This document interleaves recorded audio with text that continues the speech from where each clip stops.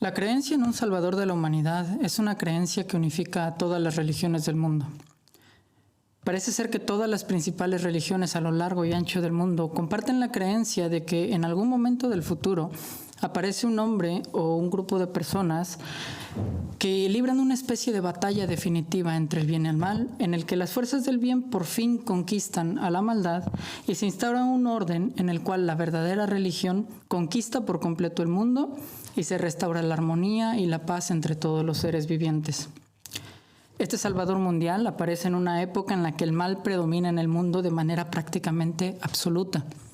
Una época que las religiones abrahámicas conocen como el final de los tiempos, pero que aparece mencionada en diversas religiones alrededor del mundo con características similares.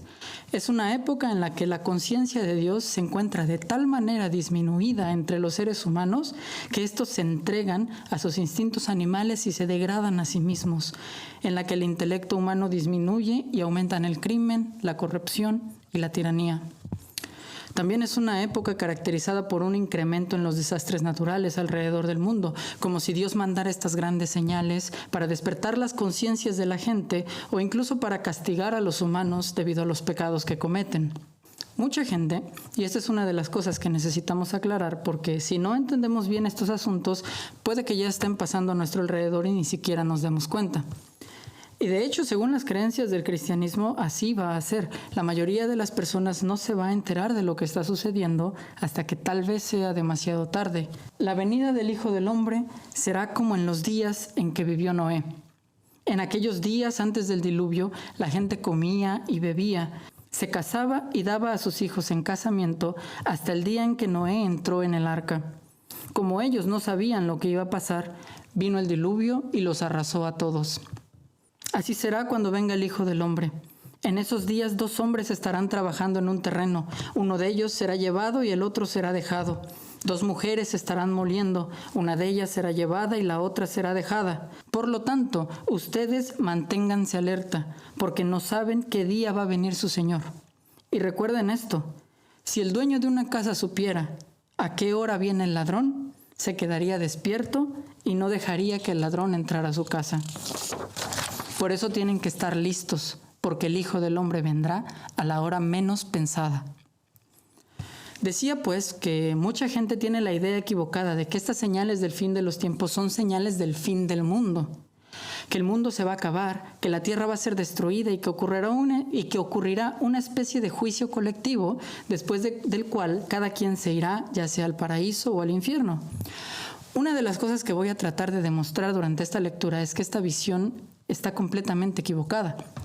Pero ya el simple hecho de que esta época de grandes calamidades en el mundo sea la misma época en la que aparece el Hijo del Hombre, el Salvador de la humanidad, es una indicación enorme de que el fin de los tiempos no puede ser el fin del mundo.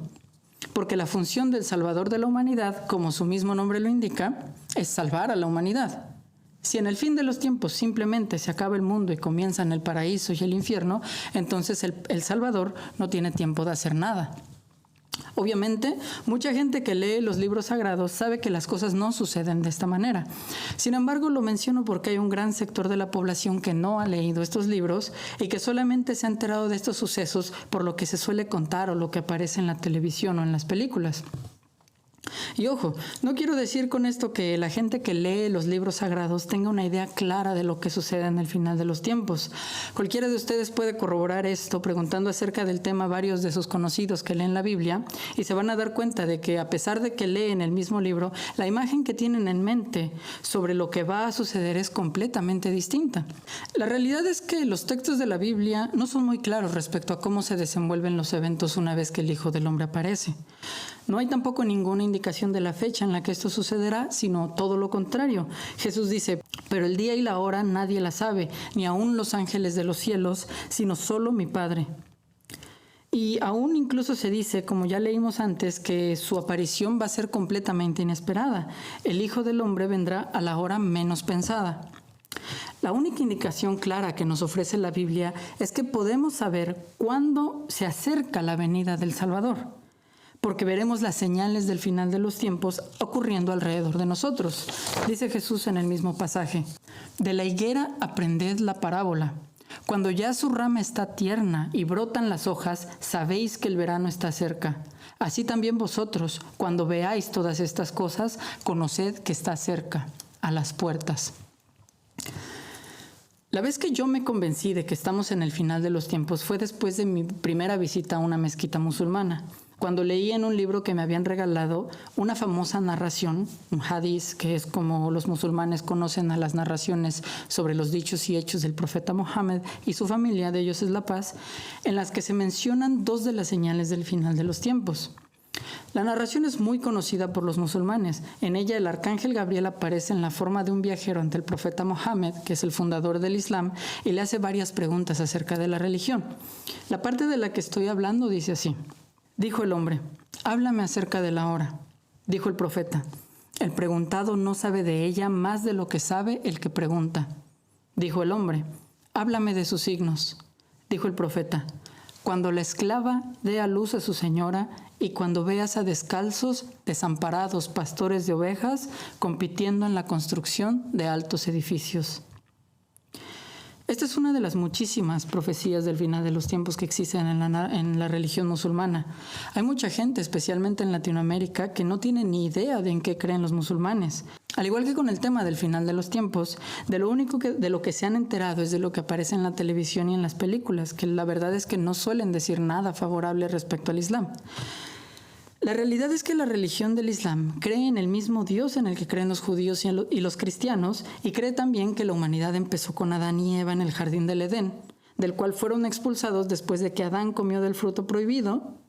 Ellos ven a Adán como el primer profeta enviado por Dios y afirman que Dios continúa enviando profetas después de Adán hasta llegar al profeta Noé, que construyó el arca para escapar del diluvio que acabó con toda la humanidad, salvo con las 8 personas que abordaron el arca, y que después de él Dios siguió mandando mensajeros de entre su descendencia hasta llegar a Abraham, y así sucesivamente hasta llegar a Moisés y luego a Jesús. Es decir, creen en los mismos profetas de la Biblia, pero también creen que unos siglos después de Jesús, Dios también mandó a otro profeta llamado Mohammed, que vivió en la península arábiga y al que se le reveló otro libro llamado el Corán, que contiene una ley nueva, distinta a las anteriores leyes divinas y que es una continuación y una explicación y una clarificación del mensaje de la Biblia.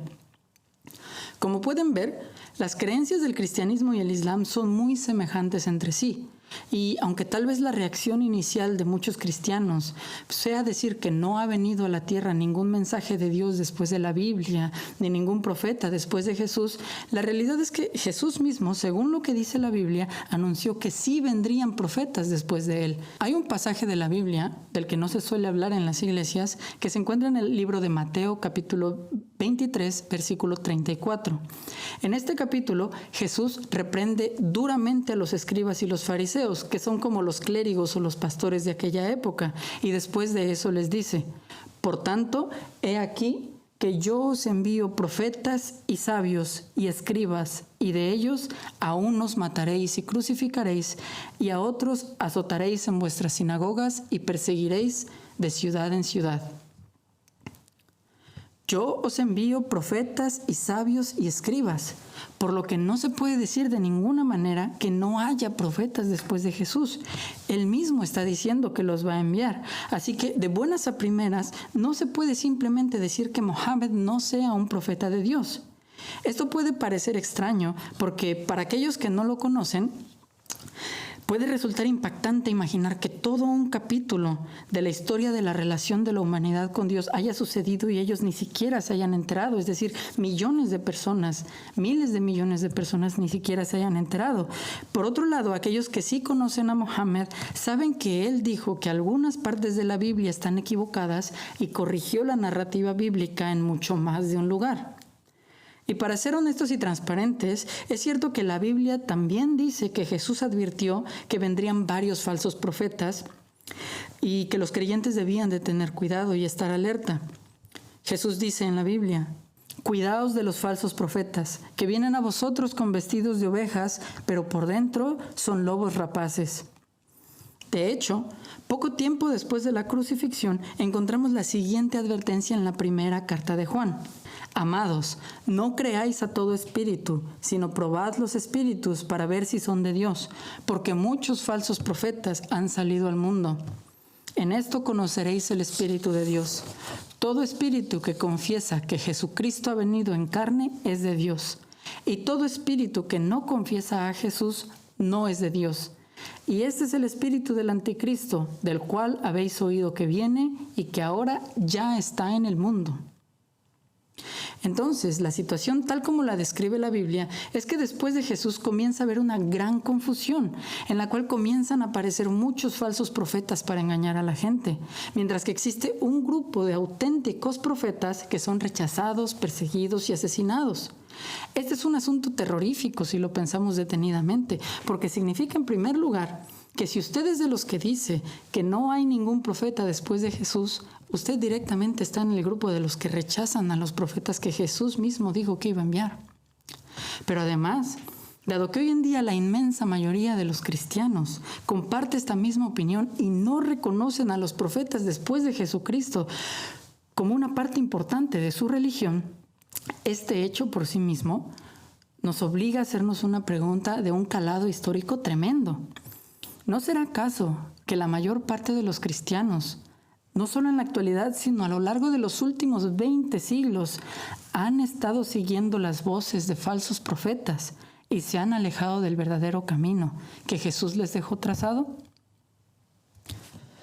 Además del testimonio de la primera carta de Juan, en el que se dice que ya para ese entonces habían aparecido muchos falsos profetas, el libro del Apocalipsis comienza con una serie de cartas que Jesús, en una visión que experimenta el autor del libro, dirige a las 7 iglesias de Asia para abordar asuntos que estaban ocurriendo en aquella época. Entre estas cartas vemos que a la iglesia de Éfeso le dice Jesús: has probado a los que se dicen ser apóstoles y no lo son, y los has hallado mentirosos. Vemos pues aquí que el tema de los falsos profetas o falsos apóstoles, como menciona aquí este pasaje, es un tema realmente importante para la iglesia primitiva. Ya había falsos profetas y falsos apóstoles durante la época en la que se estaba escribiendo la Biblia. Además, las evidencias históricas externas a la Biblia nos muestran que efectivamente los primeros siglos de la historia del cristianismo fueron testigos de un enorme surgimiento de literatura cristiana. Se escribieron muchos evangelios distintos en aquella época, la mayor parte de los cuales no fueron incluidos dentro de la Biblia que conocemos hoy en día. Basta mencionar, por ejemplo, la biblioteca de Nag Hammadi, los famosos evangelios gnósticos, que hoy en día son ya muy conocidos como uno de los grandes ejemplos de la enorme variedad y riqueza de la producción literaria del cristianismo más temprano. Según los historiadores modernos, por ejemplo, el Evangelio de Tomás debió comenzar a escribirse entre los años 40 y 60 después de Cristo. Esto es tan solo entre 10 y 30 años después de los eventos de la crucifixión. Es una fuente sumamente temprana, especialmente si consideramos que el Evangelio de Marcos, que es el más antiguo de los 4 evangelios que conocemos en la Biblia, está datado entre los años 60 y 80 después de Cristo. Es decir, el Evangelio según Tomás es más antiguo que los evangelios de la Biblia, y es posible que esta sea una de las razones de la gran popularidad de la que goza hoy en día. Pero lo cierto es que el Evangelio de Tomás no concuerda con las creencias que la mayoría de los cristianos tienen hoy en día, y no concuerda con lo que dice la Biblia. Y esto mismo pasa con el resto de la biblioteca de Nag Hammadi, que no concuerda con las enseñanzas del cristianismo de la Biblia, pero las comunidades que escribieron, leyeron y vivieron estos textos se consideraban a sí mismos cristianos. Así que, a la luz de todos estos datos, adoptar simplemente la postura de que la Biblia es un libro sagrado que está más allá de la posibilidad de ser cuestionado y que todo lo que está escrito en ella tiene que ser aceptado y creído y todo lo que la contradice tiene que ser rechazado, es una postura que, claro, muchas personas hoy en día tienen, pero es una postura que claramente necesita ser evaluada de manera crítica. Porque incluso si partimos de ese supuesto, si aceptamos que la Biblia contiene la palabra de Dios y que las palabras de Jesús son verdaderas, ¿dónde están los profetas enviados por Jesús? ¿Dónde están sus escritos? Además, si la profecía de Jesús es que sus profetas van a ser perseguidos, azotados y asesinados, ¿no es razonable entonces prestar atención también a aquellas figuras de la historia del cristianismo que fueron perseguidas, azotadas y asesinadas, para ver si entre ellas tal vez llegamos a encontrar alguno de esos profetas verdaderos que Jesús aseguró que vendrían después de él? Porque por otro lado, un dato que es importante mencionar sobre el profeta Mohammed es que antes de él, según lo que dicen ciertas narraciones islámicas, su tío Abu Talib también era profeta. Y antes que él, el abuelo de Mohammed, Abdul Muttalib, también era profeta. Profetas que naturalmente, por haber sido profetas antes que Mohammed y el Corán, tendrán que haber sido profetas cristianos.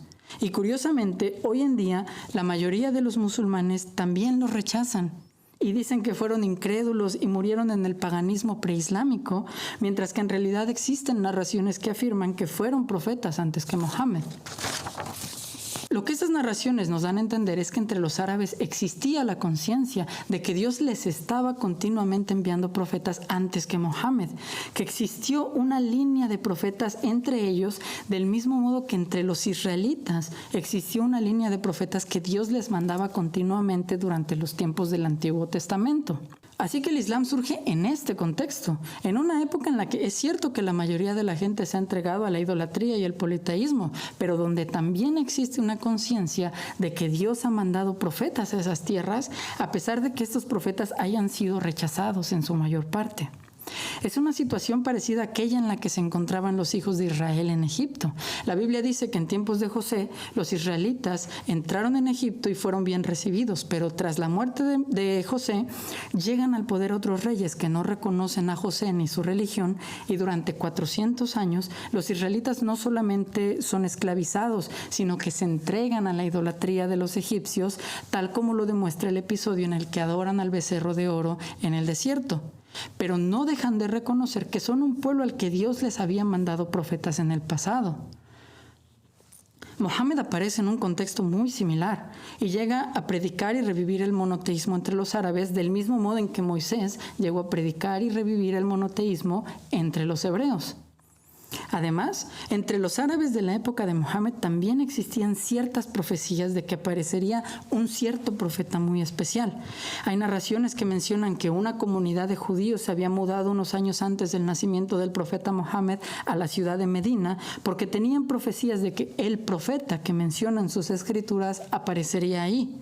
O existe también un personaje conocido como Wahab el cristiano, que años antes de que Mohammed afirmara ser un profeta, él ya aseguraba que era el profeta del que hablaban las profecías de su religión. Una historia parecida a la de Simeón en la Biblia, que reconoció a Jesús como el Mesías años antes de que Jesús comenzara su ministerio.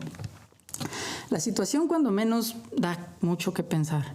Son muchas las similitudes que existen entre estas historias, pero esto en sí mismo no es suficiente para demostrar que Mohammed y el Islam sean verdaderos. Así que en este punto surge la pregunta más importante de esta charla.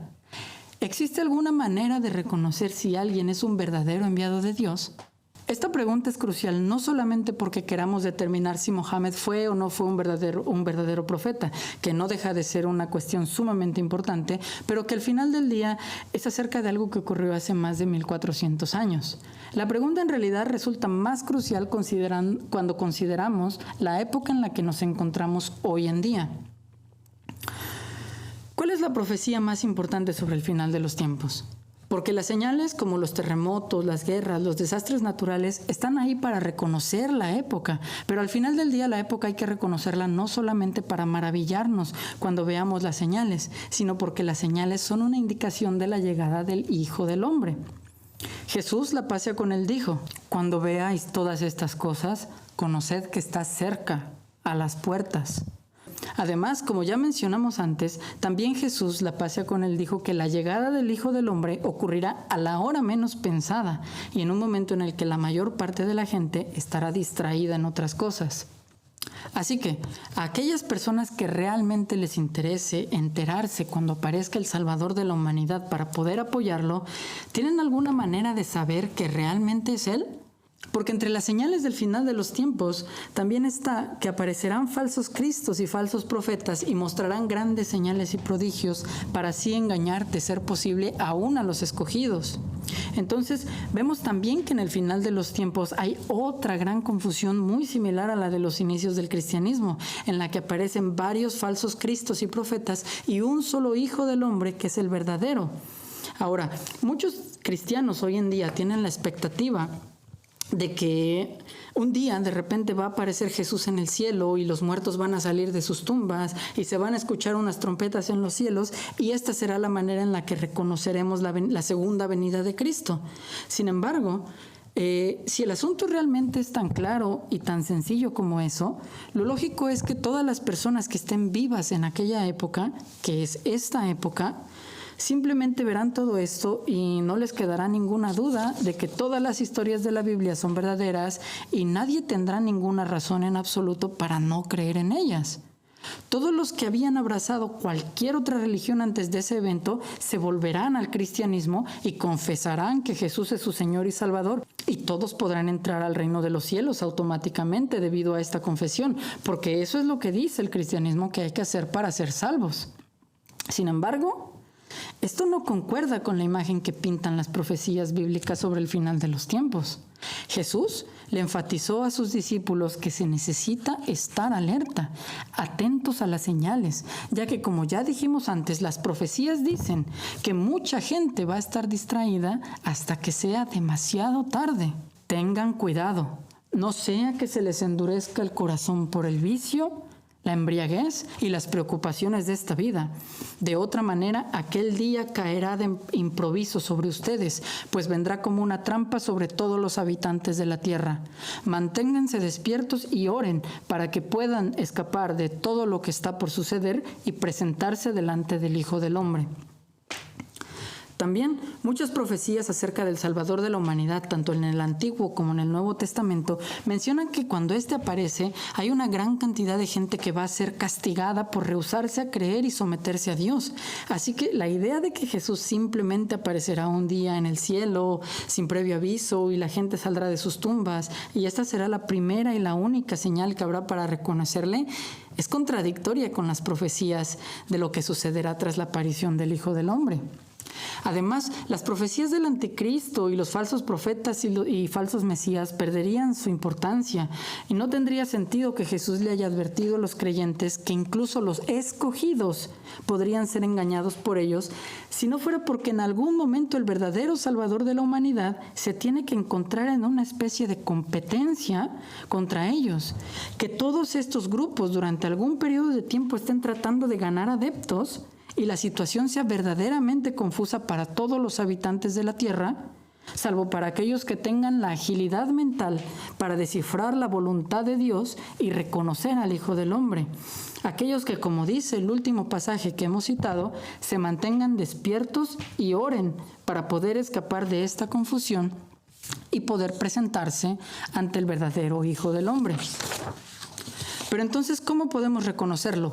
Porque resulta lógico pensar que si Dios lo que quiere es que los creyentes sean salvos, y creo que todos podemos de acuerdo en que si Dios es bueno, tiene que querer que los que lo aman se salven, pues alguna manera habrá establecido Él para poder distinguir al verdadero Hijo del Hombre.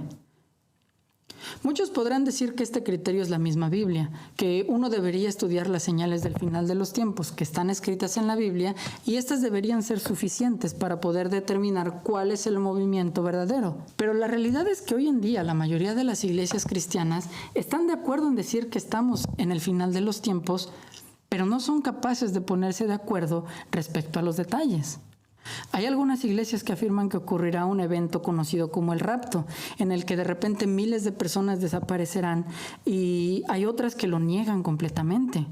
Entre aquellas que lo afirman existen también diferencias de opinión, pues algunas creen que ocurre antes del periodo de tribulación, mientras que otras dicen que ocurre después.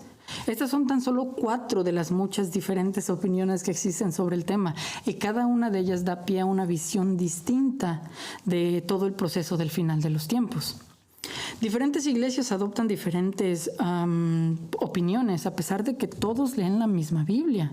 o casi la misma Biblia, ya que también, dependiendo de la traducción que lean, entienden cosas distintas. Y creo que todo esto basta para demostrar que el periodo de confusión respecto a este asunto ya ha comenzado. Estamos justo en medio de él. Así que es muy importante mantenerse alerta para aquellos que les interese de verdad saber dónde está el auténtico Hijo del Hombre enviado por Dios. ¿Cómo era la relación de los creyentes en aquellos tiempos con Dios? Cuando miramos hacia atrás, a la historia del pueblo judío que llegó hasta nosotros en la Biblia, la respuesta a esa pregunta es muy sencilla. Dios les mandaba profetas, y los profetas le daban a conocer a la gente los mensajes que Dios les revelaba. De modo que la gente no solamente tenía la Torá escrita, sino que también tenían un portador de Dios entre ellos al que debían escuchar y obedecer. Cuando aparece Jesús, este sistema no cambia. Con la salvedad de que los cristianos creen que Jesús es Dios mismo que se ha encarnado, la dinámica existente entre los creyentes y Dios sigue siendo la misma. Hay un hombre que está presente entre ellos, que les informa de lo que Dios quiere que hagan. Esto nos trae de vuelta al punto que mencionábamos anteriormente, que Jesús anunció que después de él seguiría habiendo profetas que él les iba a enviar, como si estuviera diciendo que este sistema del envío de profetas no cambiaría después de su muerte. Pero además, si lo miramos desde esta perspectiva, el Salvador de la humanidad es un enviado que Dios manda en el final de los tiempos para guiar a la humanidad, del mismo modo en que solía mandarle enviados a los israelitas en los tiempos de la Biblia, y del mismo modo en que los árabes decían que recibían profetas antes de la aparición del profeta Mohammed. Es lógico pensar que si Dios va a mandar a alguien en el final de los tiempos y quiere que los creyentes seamos capaces de reconocerlo, no lo va a mandar con algo completamente nuevo y distinto de todo lo que ya conocemos, sino que lo más probable es que lo envíe con las mismas pruebas con las que siempre ha mandado a sus enviados. De esta forma, sin importar la religión en la que nos haya tocado nacer, todo aquel que sea un creyente sincero podrá reconocerlo de acuerdo con lo que dicen sus propios libros. Pero, ¿cuáles son las pruebas con las que Dios mandó anteriormente a sus enviados? ¿Cómo hacían los antiguos israelitas para saber que la persona que tenían enfrente era un verdadero profeta de Dios? Esta es una pregunta que tal vez nuestra audiencia nunca se haya hecho.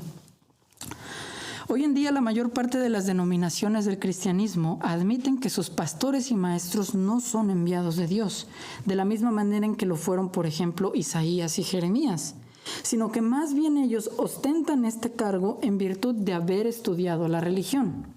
Esto significa que, y no creo que ninguno de ellos se atreva a negarlo, en el momento en el que aparezca el Hijo del Hombre, su papel deberá ser guardar silencio y dejarlo hablar a él. La gran confusión y las muchas contradicciones que existen entre las tantas denominaciones del cristianismo son muestras claras de que haber estudiado la religión durante algunos años tampoco es una garantía de que la persona realmente haya entendido las verdades divinas. Y es imposible que una persona que no ha entendido las verdades divinas pueda guiar a la gente al conocimiento de las mismas. Si un ciego guía a otro ciego, los dos caerán en el hoyo. Además, el hecho de que los pastores mismos no puedan ponerse de acuerdo sobre cuáles son las señales del final de los tiempos debería ser una advertencia para todo aquel que piense que escuchándolos a ellos podrán identificar al auténtico Hijo del Hombre. Es decir, si ni siquiera saben con certeza si ciertos eventos son reales o en qué orden van a suceder, ¿qué esperanza pueden tener de reconocer al hombre cuando éste aparezca? Pero hay algunas denominaciones cristianas que afirman que tienen un tipo de legitimidad parecido al que tenían los profetas del judaísmo, la más notoria de las cuales es la Iglesia Católica Romana. Esta iglesia ha afirmado históricamente que el Papa tiene el derecho divino a ser el líder de la iglesia porque la iglesia está fundada sobre el derecho que Jesús le otorgó a Pedro cuando le dijo: "Por eso te digo que tú eres Pedro, y sobre esta piedra voy a edificar mi iglesia, y el poder del abismo no la vencerá. Yo te daré las llaves del reino de los cielos. Lo que ates en la tierra quedará atado en el cielo, y lo que desates en la tierra quedará desatado en el cielo". La Iglesia Católica Romana afirma ser la única iglesia cuyo origen se remonta a este evento, la única iglesia fundada por Pedro y que siguen a un sucesor de Pedro como su líder. Es evidente que la autoridad y el rango que Jesús le está otorgando a Simón Pedro en estos versículos es enorme. Pedro es la base de la iglesia y todo lo que Pedro haga y deshaga en la tierra se hará y se deshará en el cielo. Estas palabras ciertamente convierten a Pedro en el líder efectivo de la iglesia en ausencia de Jesús. Y queda claro por qué una iglesia querría proclamar su autoridad apelando a ser los legítimos sucesores de Pedro. Sin embargo, la larguísima historia de escándalos y corrupción de la Iglesia Católica Romana, con justa razón, ha generado dudas durante varios siglos sobre si realmente están siguiendo ellos al auténtico vicegerente de Cristo. ¿Cómo reconocen los católicos a la persona que debe ser el próximo Papa? La manera en que lo hacen es celebrando un cónclave, una elección a puertas cerradas en la que los cardenales se reúnen para votar para elegir quién de ellos consideran que es el más apto para el puesto.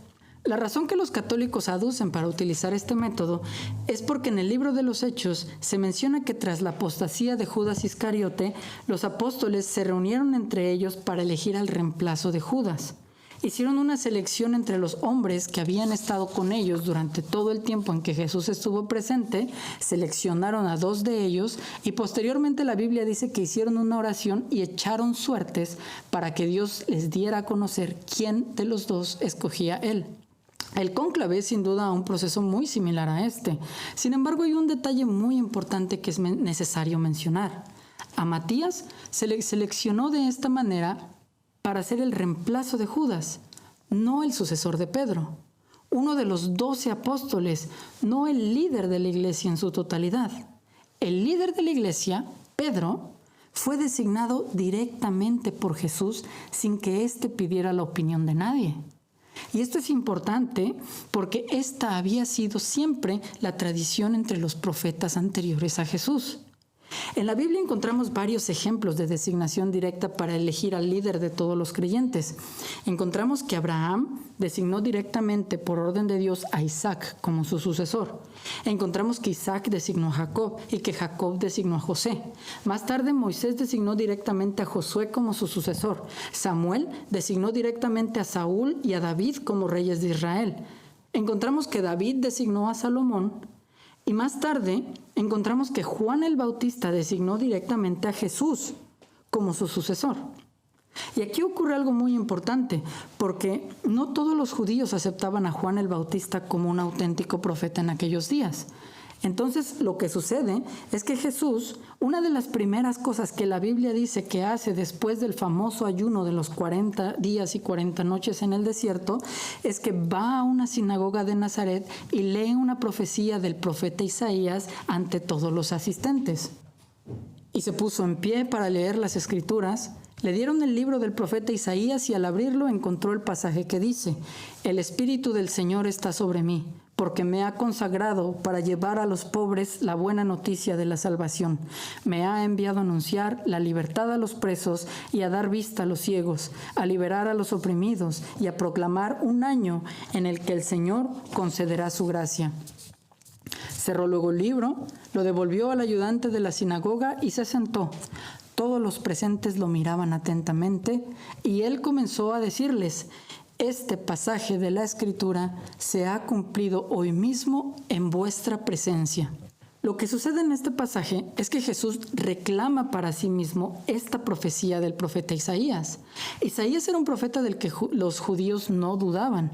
Todos lo reconocían como un auténtico profeta de Dios y es por eso que este gesto de afirmar frente a la gente que esta profecía se refería a sí mismo es un gesto muy simbólico. Es como decirle a la gente: si no pueden aceptar el testimonio de Juan el Bautista, pues he aquí que el profeta Isaías también dio testimonio de mí.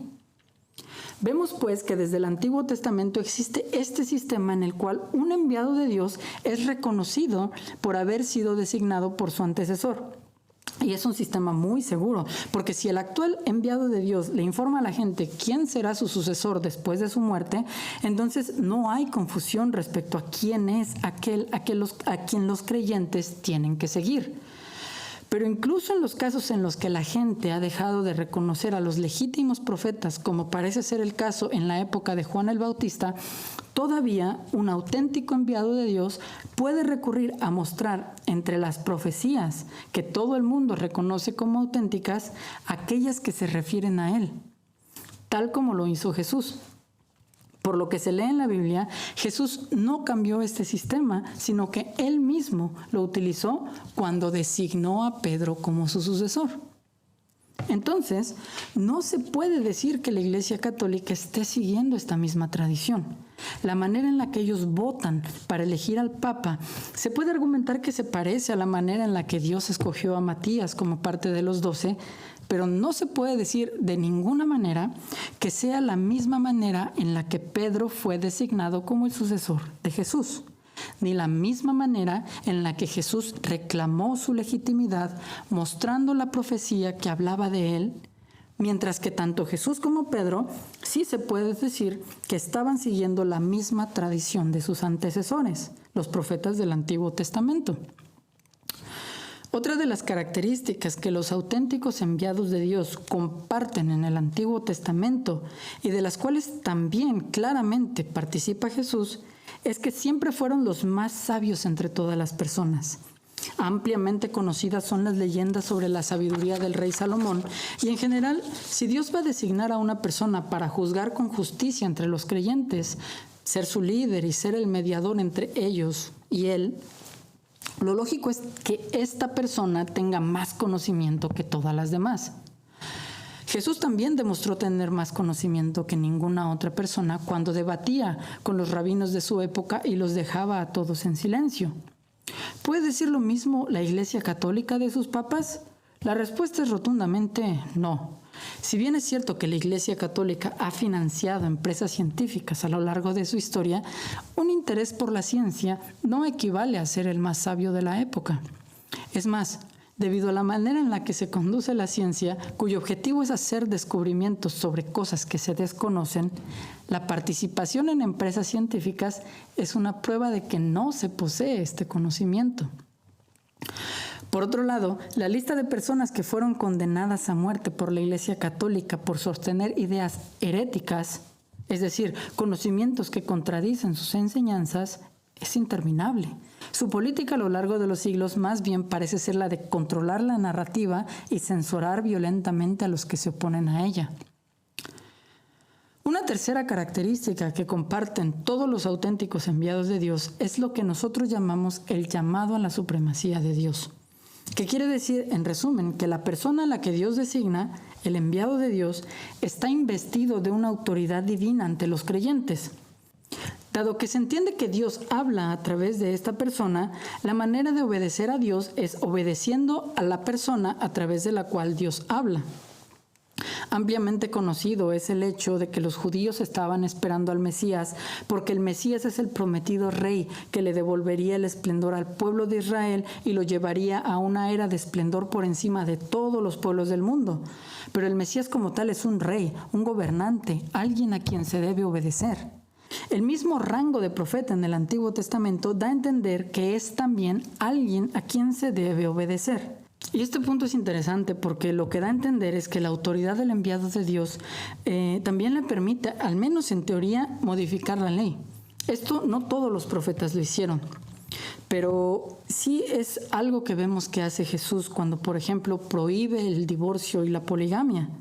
Entonces, vemos también que el enviado de Dios, aunque no siempre sea considerado como un rey, sí tiene una autoridad que hace que tenga que ser obedecido por el resto de los creyentes. Y este principio está presente en Jesús y está presente en todos los profetas que le precedieron. Hemos numerado 3 características que comparten todos los profetas que ustedes reconocen. 1, haber sido designados por un auténtico enviado de Dios anterior a ellos. 2, poseer más conocimiento que cualquiera de los creyentes. Y 3, llamar a la gente a reconocer la autoridad de la que Dios los ha investido. Y hemos mencionado cómo estas 3 características no las puede tener un falso enviado de Dios. Podría tratar de argumentarse, por ejemplo, que la Iglesia Católica Romana llama a reconocerla y obedecerla como esa autoridad divina que Dios ha puesto en la tierra.